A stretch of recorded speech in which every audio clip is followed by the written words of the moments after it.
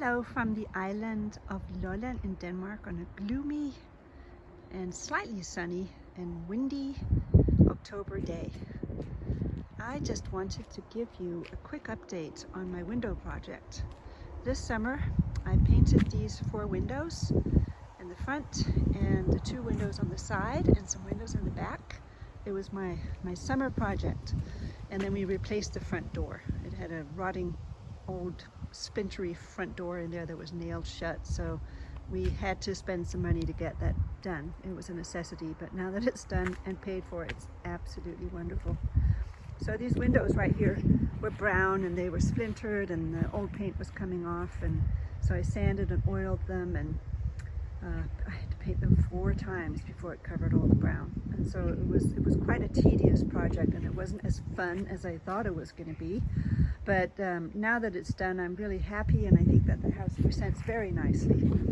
So I'll try to post some pictures of what this house looked like when we purchased it a year and a half. It was in quite bad shape, and it looks so much nicer right now. The front yard, we haven't done anything structural to it at all. We've just cleaned it up, and it's amazing.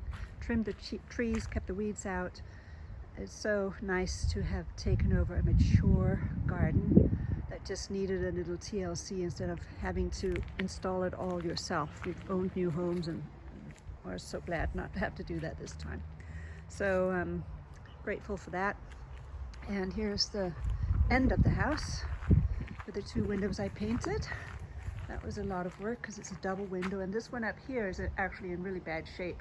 You just really can't see it from down here, and we do need to get it replaced, but it's still holding okay in the hole. It's not leaking or coming out or anything, so I just gave it a quick once over so that it would match the rest of the house, and it's not going to be an eyesore until we get it painted. So don't you love the top of the house there, the way it looks with the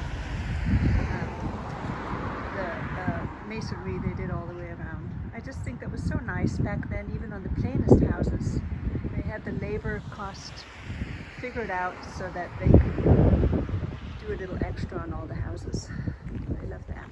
So back here, continuing the window projects, here are the old windows that are original to the little barn building, which is now a workshop. The windows were all splintery and had layers of paint on them that just went back to the early days of the house, I believe. And I was about to try to get this paint off, and one of the neighbors came over and said, no, don't do that. Just very, very gently knock off the paint that will come off on its own. And any paint that is still sticking, you want to leave it because it actually helps keep these windows together. And so that made the job easier. So, and then I got some window caulk and fixed all around the windows so that they wouldn't loosen. Some of them were a bit loose. And guess what? I think I succeeded pretty well. These are still old windows. There's never going to be like new windows.